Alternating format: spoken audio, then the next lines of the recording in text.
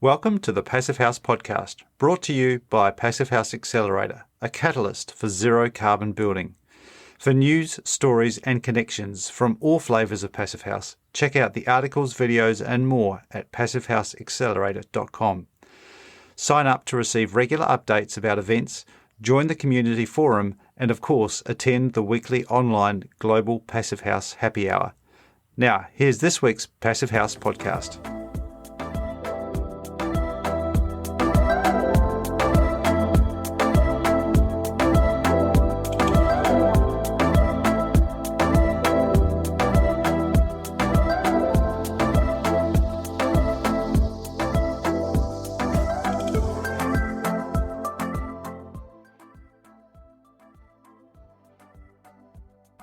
Well, welcome back to another episode of the Passivhaus podcast. I'm Matthew Cutler-Welsh, coming to you from Auckland, New Zealand. And I'm Zach Semke, coming from Seattle, Washington. How are things in Seattle and indeed across America, Zach? They are good.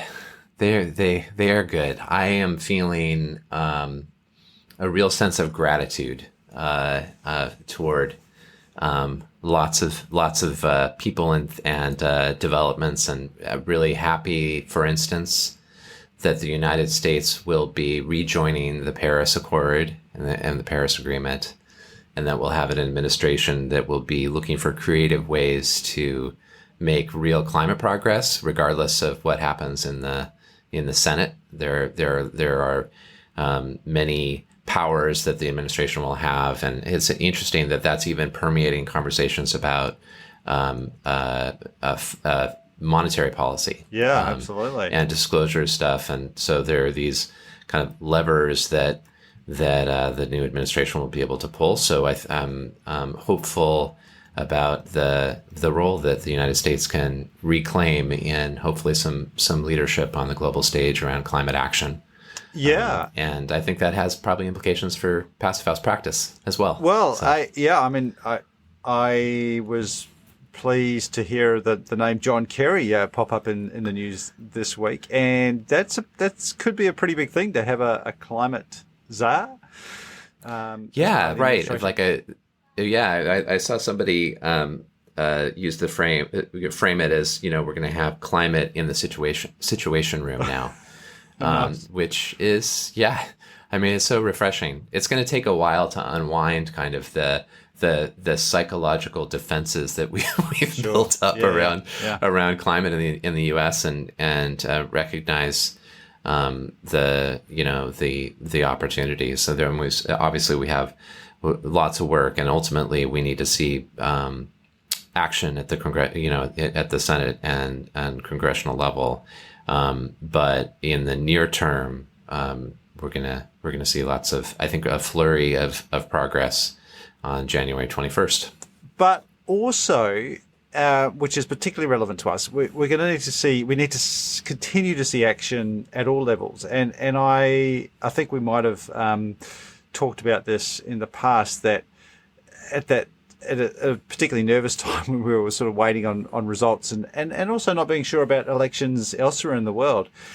Elections are definitely important, and politicians are super important, but they're not everything. And in a lot of ways, politicians will follow the mainstream, and we are part of that mainstream, and architects, people listening to this show, are part of that mainstream. So it's still up to us to lead from the ground, at the ground level, and do things, be the change. It sounds cliche, but we really need to do those things to be the change that we want to see, because the more great buildings, the more we show that buildings can be built that are healthy, comfortable, and with so little need for excess energy and even creating energy. When people do see that, and when politicians see that that's possible, then it becomes much easier for them to kind of continue that ripple effect.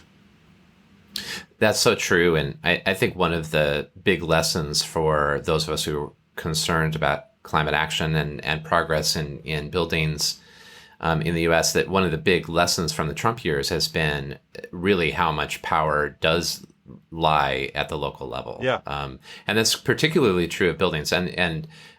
So I guess two pieces of this is, one is, yes, absolutely. I mean, as practitioners in the Passive House world, we have a great opportunity to make a big impact on solution making just in our work. Yeah. So that's a real privilege that we have, and it's something to, again, on the theme of gratitude, it's something to be thankful for.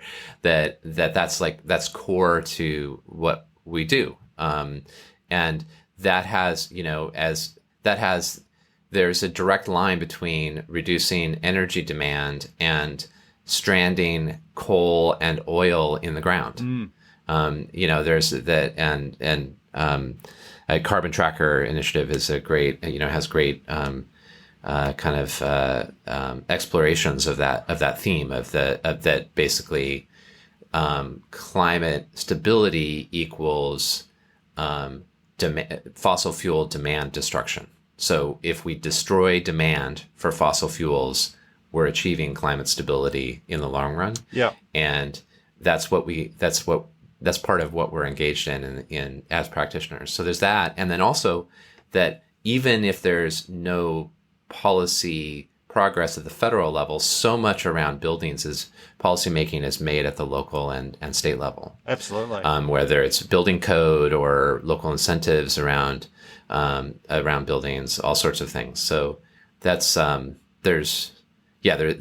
right. There's so much that we can do. And the change, I'm droning on, sorry, but I guess the last point is that you mentioned the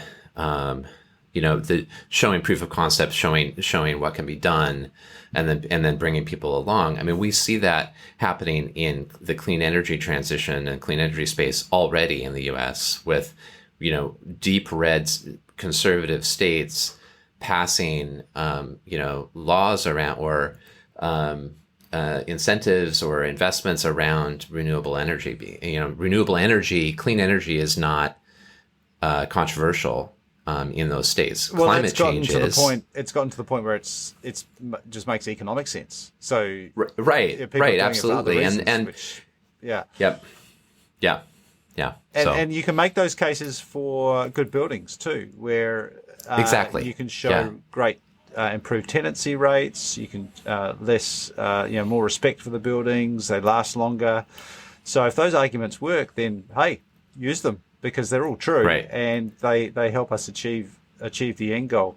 So that's the great thing about the work that we're involved in. The great thing about Passive House is that there's so many downstream benefits that if you don't want to do it for environmental reasons, then there's plenty of other good reasons to do it. Yeah, like Sam Rodell is. I don't know if we've mentioned him on the podcast yet, but he's with Rodell Design in Spokane, Washington, which is in the middle of red country. He does pretty much solely passive house projects. He's an architect that does solely passive house projects there for lots of Republicans. He's not talking about climate change when he's talking about these buildings. He's talking about how wonderful they are to be in, and and everyone wants a good place to be in. That's working. Yeah. So, which is similar to our guest this week, who wants to be doing solely passive house design and construction. Andy Marlow is passionate about design and as well as sustainability and affordability as well, which is a big issue for housing everywhere. Andy trained as an architect at the University of New South Wales in Australia, and throughout his professional career, he's been working to incorporate ideas about sustainability into his work. He's a director of Envirotecture, and at the beginning of 2020, some of the team at Envirotecture created a new brand called Passivhaus Design and Construct. They've actually gone with the German spelling there. That's Passivhaus, Haus. And the purpose of Passivhaus Design and Construct is to focus solely on providing passive houses for the Australian market. And Andy Marlow is also the Education and Training Director at the Australian Passive House Association. So here is my chat with Andy Marlow of Passivhaus Design and Construct. You've been involved with sustainability for since ever, haven't you? How did you first get started? So I was always interested in, I guess, sustainability and whatever that happens to mean at the time. And from when I started studying architecture and architectural drafting and all the things that I've studied over the years, it was always kind of my main reason for wanting to get into it. And really it's around the idea that people live in houses, and houses should make their lives better. So if you're going to be inside a building, you should be better off inside the building than outside of the building. Because if you're better off outside, you probably don't need that building, and we might as well not build them. So that's kind of originated out of what I lived in a particular place in Sydney, and we used to drive through a lot of suburbia quite frequently, and you see all the cookie cutter project home stuff, and you just, a bit of reading, you'll come to learn that this is not the best response to the climate in which we live and not the best way to build, et cetera, et cetera. And from there you spin off to, understand what is a better way. And, whatever it is, years later, here you are designing Passivhaus buildings. You went through architecture school, and not all architects end up coming out with those thoughts and ideas. What was it? Was there an earlier experience or an inspiration that made you think that way? Look, I think it was just the interests I went in there with to begin with. It was something that I was always passionate about, and in my sort of after leaving school before starting uni, in that phase of my life, I got interested in a whole bunch of things around permaculture and all of those sort of more deep green hippie aspects, and then sort of came back towards architecture. Where did that come from? Where did you get the spark of hippie and permaculture? I really don't know. I mean, as a kid, I grew up in, commuter belt England. Yeah. So it wasn't through exposure, through family or anything like that. I think when I moved to Australia, I don't know how I fell into it. I just did. Ended up with a bunch of friends who cared about similar things. I actually can't really peg the genesis of it. And did you feel any difference when you were doing architecture? Were there people with a similar mindset, or was it more surrounded by artists who wanted to create some legacy of their own ego? I think it's safe to say that architecture is a broad church. Mm-hmm. So yes, there were some people who I had a great affinity with, and we shared a lot of common values. I also went to architecture school with a whole bunch of people who want to make pretty things for people. In fact, they don't even care who they make them for. They just want to make pretty things, or draw pretty things. So yeah, there was a bunch that I gelled with well, some that I didn't, and some of the ones that I gelled well with still want to make pretty things. Nothing wrong with pretty things per se, but there is a lot of glass box stuff going on still. Yeah. Tell me about the Centre for Sustainability Leadership. So I did. They ran a fellowship course, and it ran for about 10 years all up. Started in the late 2000s, and it was predicated on the simplest of ideas. So the lady who founded it decided that rather than get people in positions of power to care, let's get people who care into positions of power. Yeah. Sounds simple. Anyway, she interviewed a whole bunch of leaders all around the world in about 2008, 2009, I think it was, and basically distilled down what it was to be a leader. And then she, with the help of a few others, turned that into a fellowship course that ran one night a week over about 8 months each year, with a couple of retreats in between. And each year for about 9-10 years, they got 25 people in Sydney and 25 in Melbourne. And they ran this course each year. Everybody got together collectively twice during that thing. And you learnt about leadership. It was absolutely awesome. And what's been fantastic in the last couple of years, so it basically ceased to be funded a couple of years ago because it was funded by a myriad of people and places, one of whom was a lot of big corporates. Right. So the big banks used to send people. And they lost all their corporate sponsorship eventually, because what happened was all the people from the large corps who went, normally 6 to 18 months later, they left. and get right. doing like some form of social entrepreneurship. Yeah. So interesting. it was almost a victim of its own success. The That's- course material has now been handed over to Monash University. They've got a centre within Monash, and they've recently been putting that out there, and they're running an updated and new version of that. I'll send you a link separately to that because it's super interesting. Yeah. So from there, you did some time at an architect firm, but as their sustainability manager, and obviously having done architecture with that interest, you would have had some credentials in that area going into that role already. Yeah, a little bit of that and a little bit of creating the role as well. It didn't really exist when I was first there. So with a couple of colleagues, it was a big, one of the big top 3, top 5 firms in Australia. So with a colleague and we managed to kind of create a few more formal structures within the company. I ended up getting what looked like quite a nice job title. And basically trying to keep them on a track. It was always an interesting conversation. They were doing some good things in some ways, and they weren't in others. And with all big firms, a lot of it's just personality based. Yep. So trying to sort of systematize some things and make sure that the overall level was getting lifted all the time.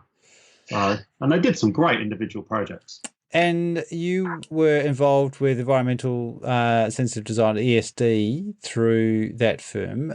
Had Passivhaus kind of arrived in Australia yet at that time?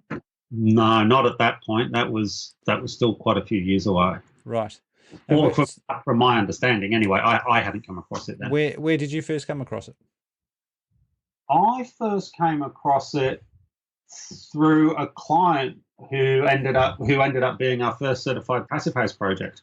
So he walked in the door. He's a scientist, and he walked in the door saying, "I want a really good house, and I think this might be the way to do it." And eventually, that's what he ended up with. So he had already done some research and told you about Passivhaus? Yes. And it was so through him, but also just through networks at the same time was when I came across all the people in Melbourne who back then were kind of the only people doing it in Australia. So Claire Parry and the other guys who founded the Australian Passivhaus Association and all of those people. So it all sort of started to come together fairly quickly. And then I went to the Melbourne South Pacific Passivhaus Conference in, I think it was 2016. Or 15, I forget which. And from there, it was all just, okay, this is the way to go. Do you remember your first reaction when that client told you about this crazy German standard?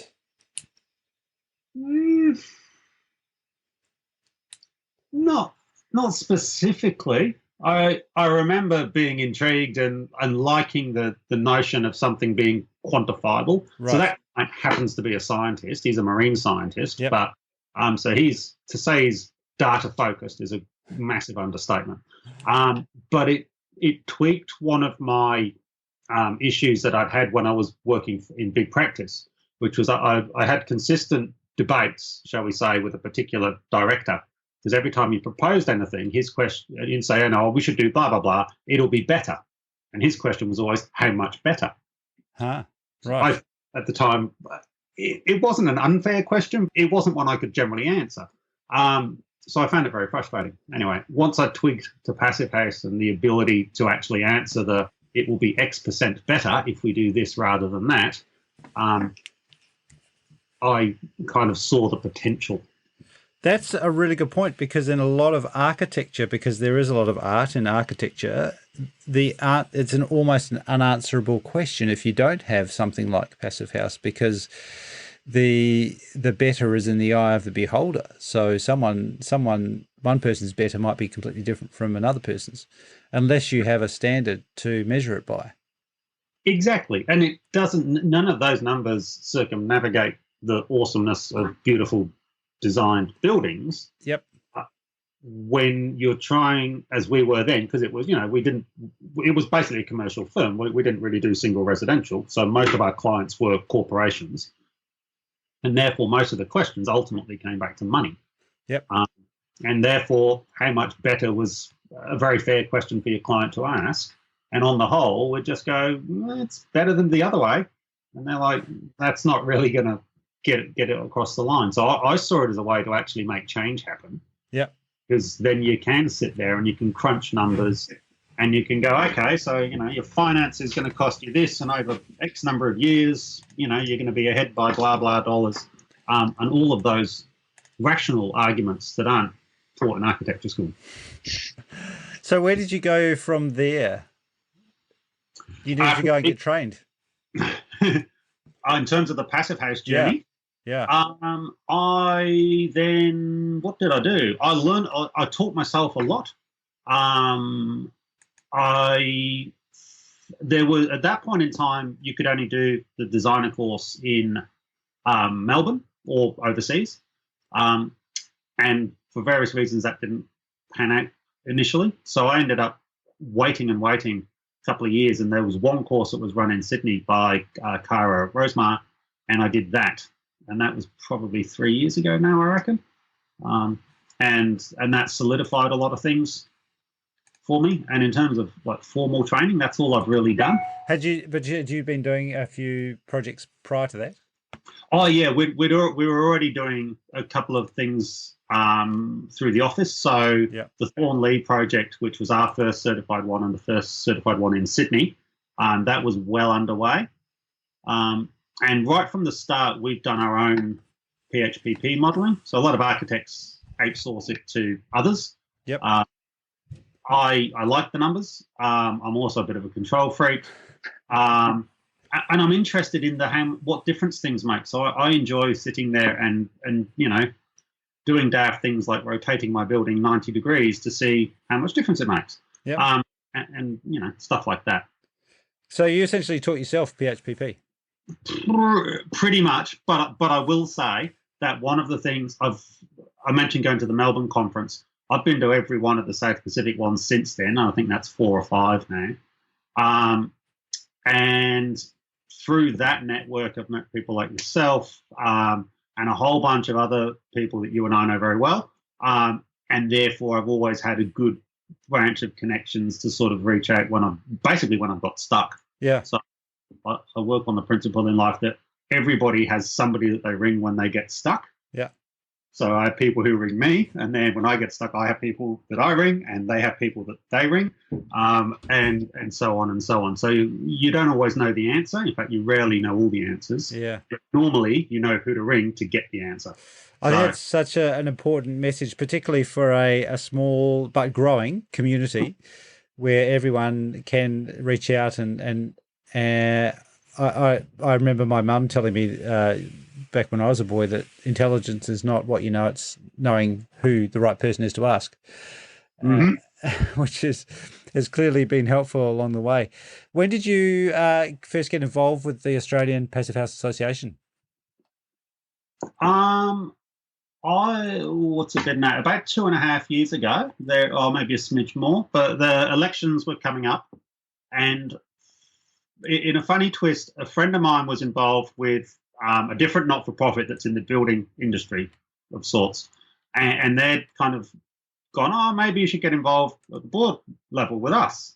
And at the same time, almost within a couple of weeks, were the AFA, the Passivhaus Association elections as well. And I looked at both of the organisations and just had this moment of realisation that Passivhaus was much more closely aligned with what I was kind of doing and also madly passionate about at the time. Mm-hmm. So I put my hand up for election, and for whatever reason, enough people voted for me, and I've been on the board now ever since. So 2.5 years or thereabouts. So. And I think it's a testament to the organisation that there is a process of voting. There's clearly a bit of healthy competition, a bit of a desire for people. It's always hard to get volunteers like that for an organisation, but it's great. It seems to be pretty healthy now.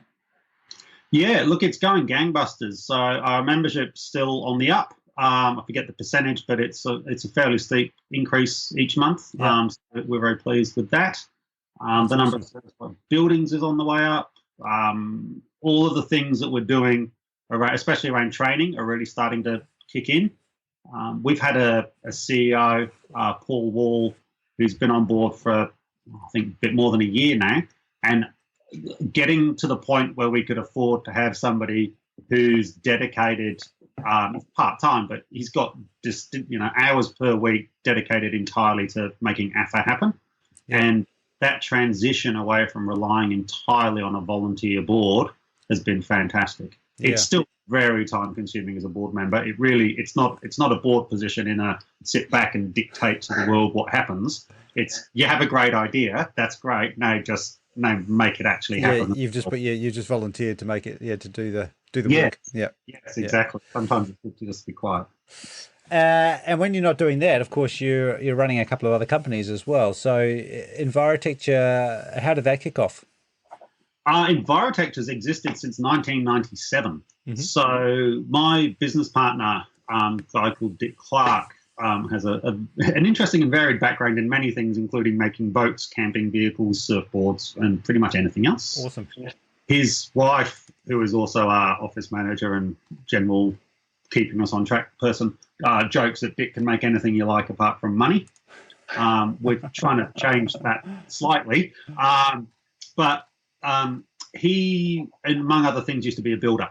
And in the mid-90s was doing design and construct. And at a point when no one else was really doing anything good from a sustainability point of view.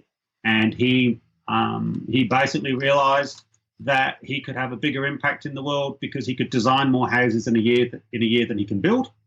And therefore packed up the construction company and just did design, then the impact would be better. Mm-hmm. So that was the genesis. I worked for him as a student, and then while I was at the big firm, losing my way and having a bit of a crisis about what on earth am I doing, I am not cut out to the politics of corporate life. I spoke to everyone that I'd ever met who I liked, basically going, I'm trying to work out what to do. And Dick eventually texted me from a mountain in New Zealand, going, it is only from up the mountain that the path is clear. I'll ring you next week. It's like, what is that? Anyway, so we've gone into partnership. He's 20 odd years older than I am. So I am his succession plan. And it's been 5 or 6 years now in partnership, and it's been fantastic. And you've got a bit of a team there. It's not just the two of you. You've got quite a few people doing the design work. Are they from a range of backgrounds, architects? You got some other passive house designers in there? We've got, Michelle's been with us for longer than I've been there. So Michelle's been there probably about 13 years. I think it's something ridiculous. And she's got an interiors background. And then the others who work for us, Lauren and Judd, they're both building design background.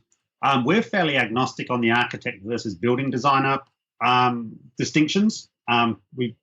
Dick's a building designer. I'm an architect. I don't really care which titles people have got. Either you're good at what you do or you're not. Mm-hmm. And historically, we've had architects as well. I'm the only certified passive house designer in the office at the moment, but that's something that will change as soon as we get enough time to actually send someone on course. And then you mentioned Passive House Design and Construct as a second entity. How did that come about?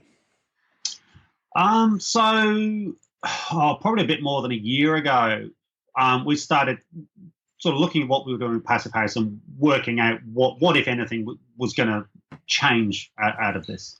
And one of the things that we'd learned through the first project, the Thornley project in particular, was that through working with a builder to basically manage cost before we could break ground, that we got a better outcome, both in terms of built form, but also in terms of cost to clients. So builder made profit, we got paid, clients got a great house, everyone's very, very happy, and we're all still friends and drinking beers. So the concept of design and construct has always been incredibly strong. But traditionally, the problem has been, with very few exceptions, is that it's either a builder's really good at building and an average designer, or designer's a really good designer and an average builder, and they don't normally come together to be the best of both worlds. So what we've done with Passivhaus Design and Construct is go into partnership with a couple of builders we do know. So we do the design, we think we're good at that. They do the construction, we think they're great at that. But we work together through the design process to make sure that it's as beautiful and elegant, but also as efficient in all the senses of the word, so that the client gets the best outcome. And by doing that, we can basically, because we've done it a few times, we can look at a project on day one or day two, and a client describes roughly what they want, as clients do at that point in the project. And you basically go, yep. And, they give you your budget, and you go, we can do that. And we therefore work to the budget. So the idea is that if you walk in with a certain number of dollars, that's what you'll spend, and you will get your house, but we will make sure that that house fits your budget. So there will be points where we'll have blunt conversations, which will go words to the effect, yes, you can do that, but not for the budget you've got. And therefore it's up to you to either accept what is viable or increase your budget. That way you end up with happy clients. All the experience that we see with the mass home market is people getting duped by a low sticker price and then ending up either with something, well, generally with something that's not very good anyway, but also ending up with something which they end up paying 40% more than they thought they would for. Why did you feel the need to create a separate brand? Because it is different. It is slightly different to how we currently work at Envirotecture, where we will often still go to tender for projects rather than have a builder on board on day one. Passivhaus Design and Construct only does certified new build passive houses at this point in time, whereas Envirotecture works across almost anything at all. Our criteria for taking on a project is, will the project be better off if we're involved than if we're not involved? And if the answer is that it will be, then we do it. So we'll consult on really big projects. People won't give us big projects because we're only 5 people, but they're happy to take our advice, which is something weird, but anyway.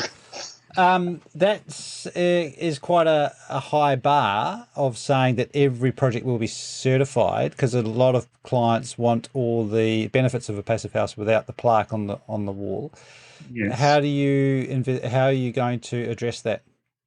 It's in Sydney in particular, but Australia generally, it's quite easy at the moment. So we've had a couple of interesting issues, opal towers and mascot towers. So these are large apartment buildings that are basically illegal and have not been constructed as they should have been. Yeah. And therefore we sell, and always tragically for those that aren't familiar with those, they're pretty severe cases, aren't they? Oh, it's the mascot towers one is absolutely horrendous. I've been of the view for a while that they'll end up just pulling the building down because it's going to be the only financially sensible thing to do. Yeah. Could be wrong, and I don't know any of the detail. I'm just going off what I've read in the papers. Yeah. Anyway, so basically, we position it to clients as being, we're professionals. We do the best we can, but we're also human. We will make mistakes, as will others, and therefore, what everything with quality assurance is about making sure that there is somebody watching over the people you're paying to make sure that you get what you're paying for. Yeah.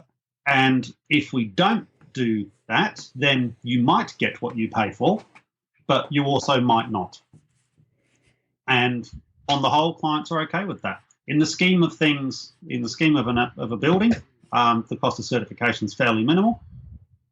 And it also means that you don't cut corners. It's really easy to not look at your thermal bridges too closely and go, oh, look, that's about right, and not do the codes and not see not really understand them to the nth degree.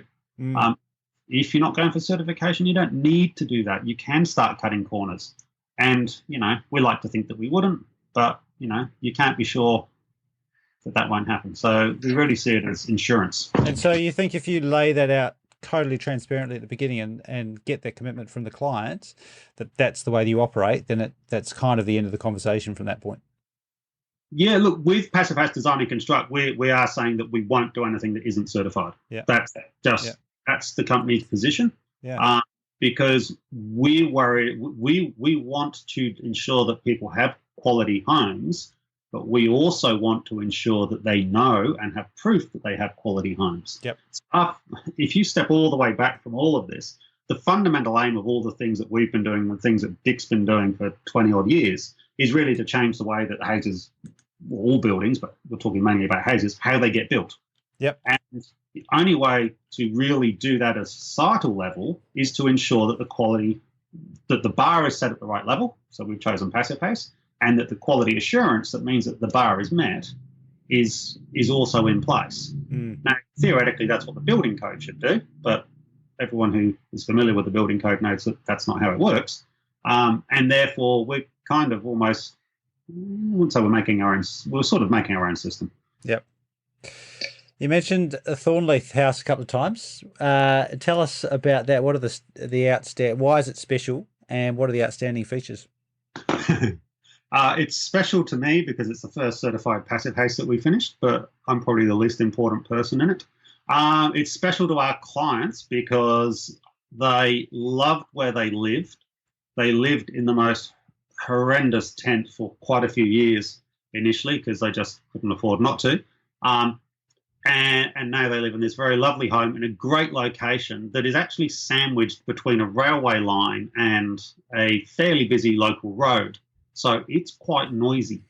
And it's one of the reasons that we ended up building a certified Passivhaus was because we could adequately deal with the acoustic issues. So all of our traditional passive solar techniques of, cross ventilation will keep you cool in summer, they're like, yeah, that might work, but we can't open the windows at night, or we don't want to, because we get the train at 4 a.m. because there's a freight train that goes past. And I stayed in the house with my family over Christmas this year, and I did sleep with the windows open once just to see. And yeah, it's a bloody loud freight train. You stayed in the Thornleith house?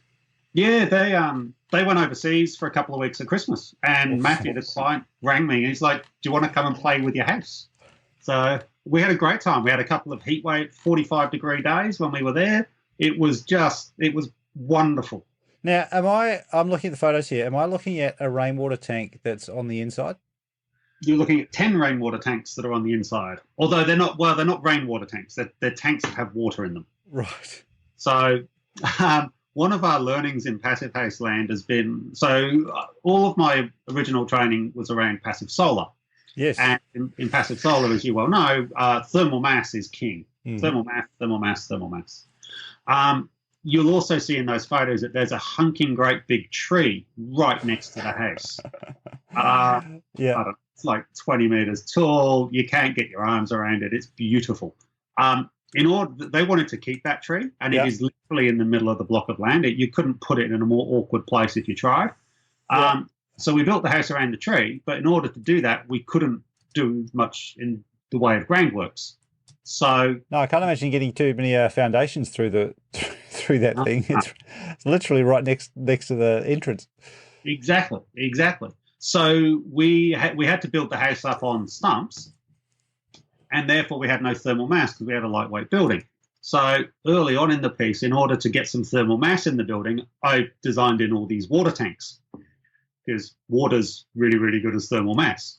So as we went through the design process, we came to realize that from an actual performance point of view, the tanks help, but they're not critical by any stretch. But basically, because they were so integrated into the design, we left them in there. So it's probably my favorite part of the house itself.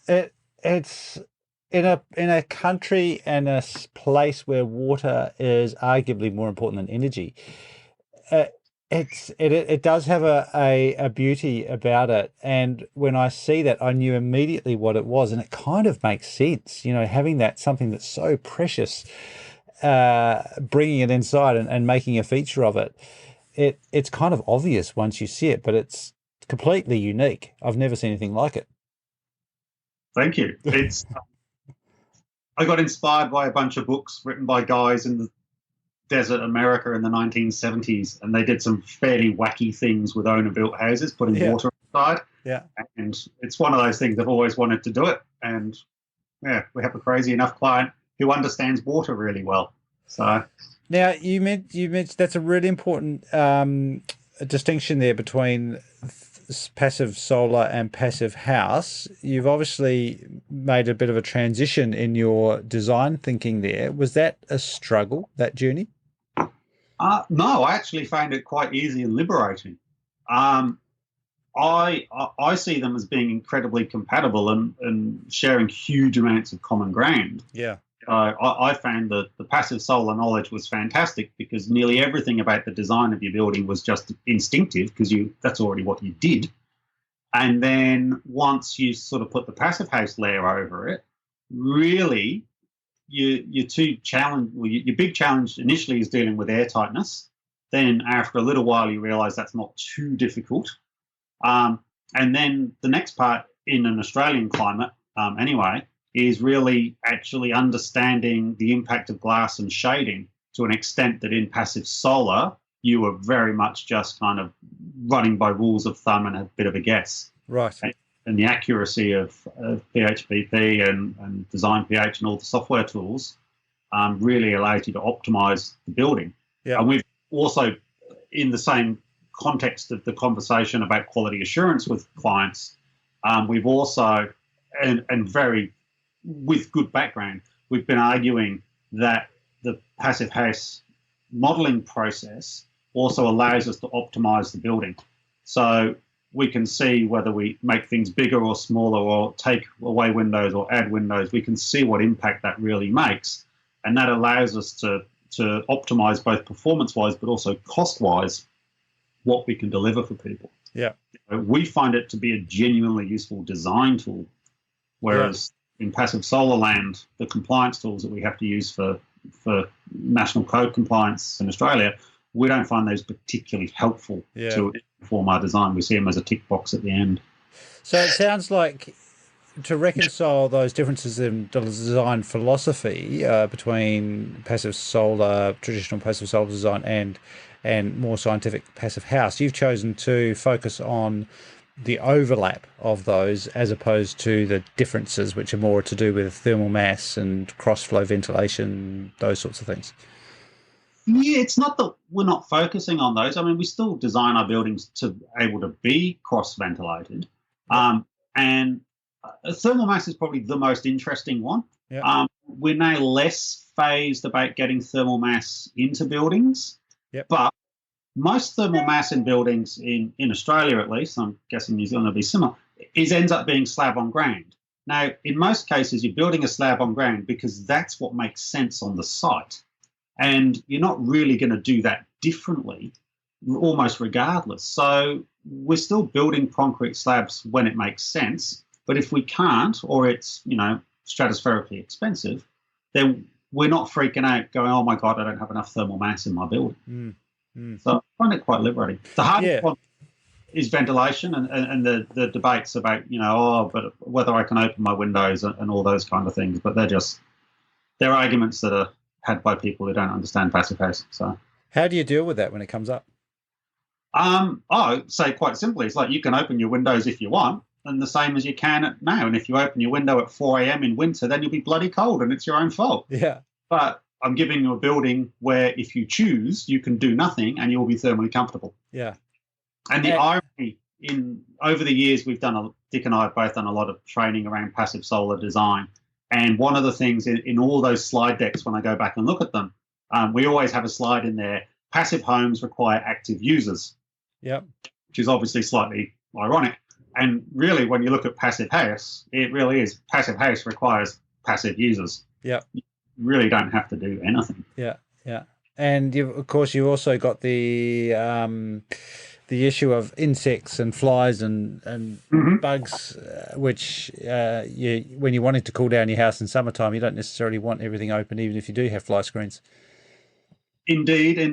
And the number of people who, at the moment, when they've said, hang on, if it's completely airtight and no cockroaches can get in, you're like, yeah, that's true. And the number of people who've gone, that's it, I'm sold. Really? Yep. So they care more about the lack of cockroaches than the quality of the air or the thermal efficiency. Say more, but let's just say it's been a helpful, and I didn't realise it the first couple of times. It came up anecdotally. But, yeah, it's turned out with some people that is something that they're like, hell yeah. Bring it on. Take those. Awesome. What tips have you got if someone's thinking about starting a project, they're just starting out either as a client or maybe as a builder? what would you say is one of the key things they need to do? Get advice as early as you possibly can before you commit to anything at all. We do a lot of consulting work for people, and it often runs to the tune of, hi, we've designed a particular house and we wish to see if it will meet the Passive House standard. And depending on where they are in the design process, some of them are like, you can change anything you like, just make it great. And others are like, I've got an approved DA that took me 3 years to get through council. Don't move anything. It's like, one of these projects is easier and more cost effective to get built to Passive House standard than the other. Yeah. So the earlier you get the advice, the better it's going to be. Yeah. And you're going to end up paying for it at some point, and you might as well pay for it real early on and have that inform what the decisions you make from that point on. What's the future hold for you, Andy, and the various entities, but particularly Passivhaus Design and Construct? What would you like to see that company, but also Australia, Passivhaus in general, in 5 or 10 years from now? Oh, I think we want to see more certified Passivhaus buildings across the board, whether they be homes, office towers, police stations, whatever it may be. From a Passivhaus Design and Construct point of view, we want to keep expanding our network of builders so we can offer people all around the country the opportunity to live in these healthy, happy, energy efficient homes. But to be fair, we also just want to see people living in those buildings. So we just want to see the industry grow. It's very much a grow the pie rather than grow our share of the pie kind of mentality. Cool. So, and that's why we do things like Passivhaus Association and, give up time to help other people who are, a couple of years behind on their particular Passive House journey. Where's the best place for people to get in touch? Either of the company websites are a good place to start. So envirotecture.com.au or passivhausdc.com.au. And LinkedIn, I'm also on there a bit. Awesome. Hey, thank you very much for your time, Andy. I really appreciate it. And keep up all the good work. And that was Andy Marlow there. He's a busy guy, Andy. As I said at the intro, he is a director of the newly created, well, it was new at the beginning of 2020, the entity that they've formed, Passivhaus Design and Construct, with the idea of focusing just on providing passive house designs and buildings for the Australian market.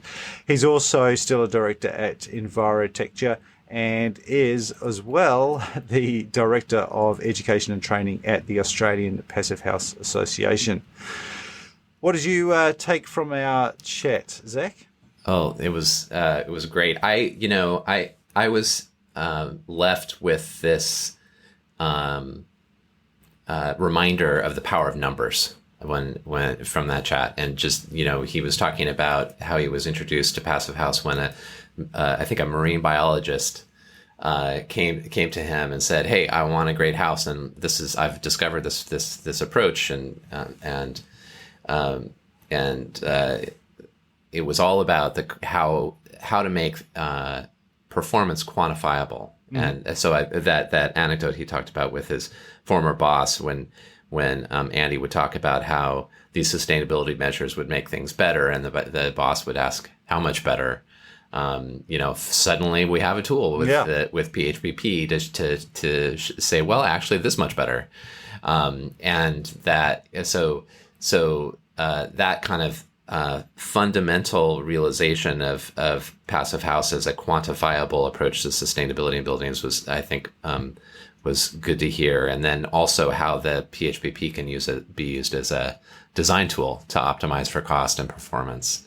It really it is this really handy approach. Yeah, I was thinking about that just the other day, actually, where for some reason I was thinking about passive solar and passive house, and about science. I was listening to something completely unrelated, but it was talking about evidence. And you hear so much about passive solar and see some really great pictures of the overhang and the summer solstice and the winter solstice and all the theory. But I don't know, and I'm sure there are some research papers out there, but I haven't seen a lot of quantified evidence about passive solar. You see anecdotes and there are stories and people tell you how great it is and how warm their house is. But it's very light on the actual hard data, versus whenever you go to a passive house conference or a gathering, or you talk to someone and they'll show you the graph straight out of PHP, right. and it's the numbers, it's the proof, and a lot of people monitor the hell out of their built houses to back that up as well. And there's a lot of evidence and data to back up just how well passive house works, as opposed to passive. And passive solar can work, don't get me wrong, it absolutely can work, and there's some great concepts. There's so much overlap between the two, but I think it's a really important point that we often get hung up on anecdotes and examples of one, when there's actually quite a growing amount of hard data out there now to back up passive house. Yeah. And it's also interesting to think about the climate, how the Australian climate makes it possible for there to be that happy overlap between passive solar and passive house. That's a good point. Yeah. That isn't like the mass and glass approach of passive solar design doesn't work in many climates. So there are some where it works brilliantly well, and others where it doesn't. And is actually really counterproductive and is too cold in the winter and way too hot in the summer. Speaking of Australia, the Australian climate, that's one of the things, and I've spoken about this on my podcast and other shows as well. I'm really excited to see this vernacular emerge of different styles of passive house. And we see that in Australia. We do have, it gets cold in Australia too, for a large part of the year, particularly where most of the people live. But you're starting to see a certain style of house emerge that is more suited to that particular climate. And that's really, really exciting, because we're not getting the sort of stereotypical big boxes, small windows, or a European cookie cutter stuck in a different climate. That is cool. So what's emerging then in that vernacular?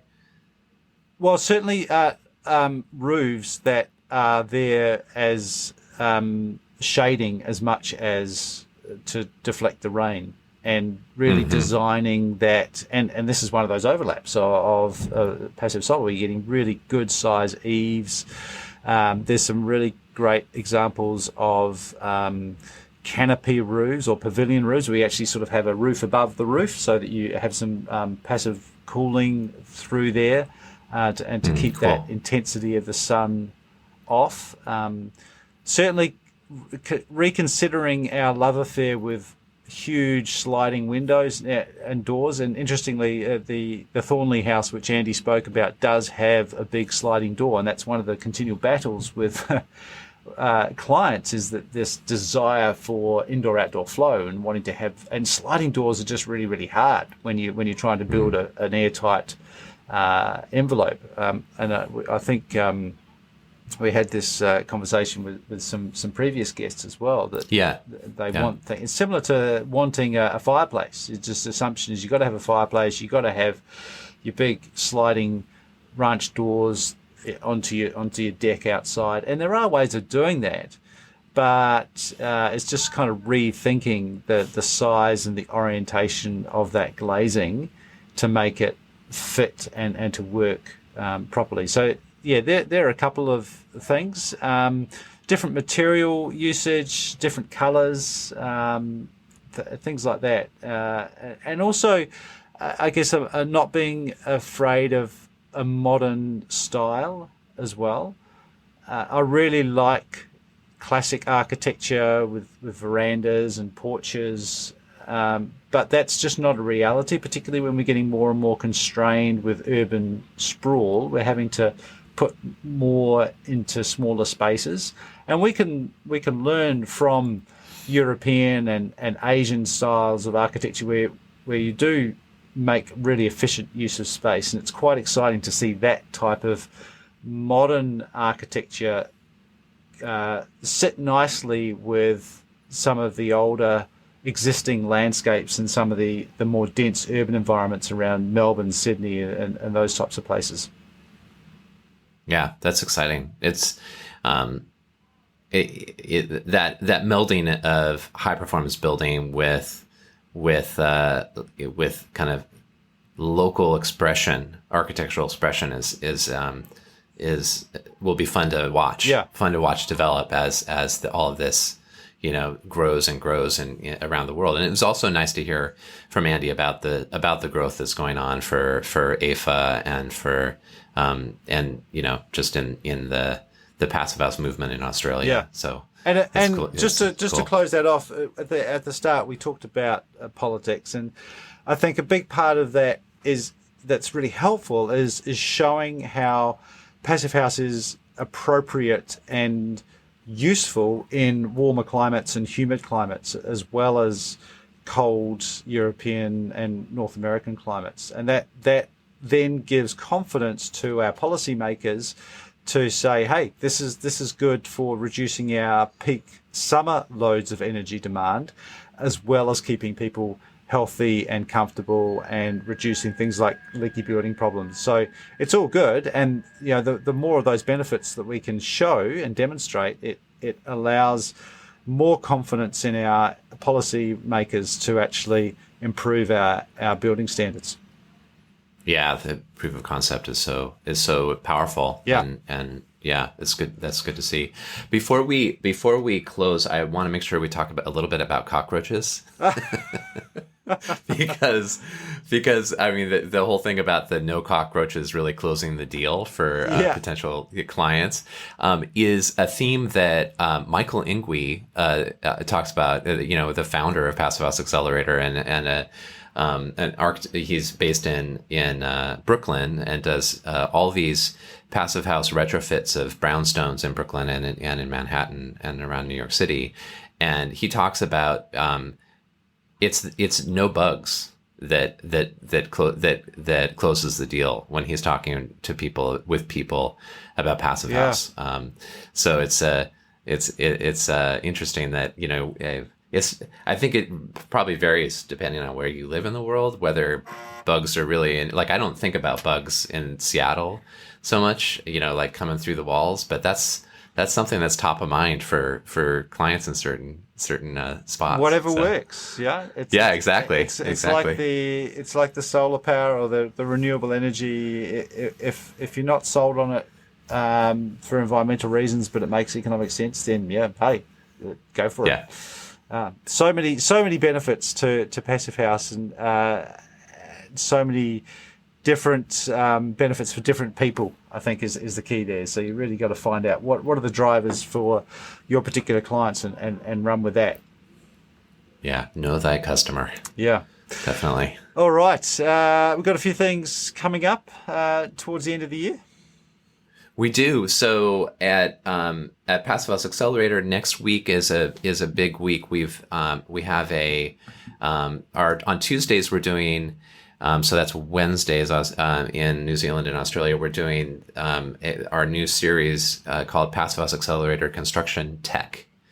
And so this is a series very modeled after the Wednesday happy hours, but really focused to the tradesperson and builder audience. And next Tuesday, to the December 1st, we'll have Matt Reisinger and Steve Basic and Jake Bruton present about this cool thermally broken deck in Missouri. And Matt Reisinger is, I think many people know of his work through the Build Show. So that's going to be really fun.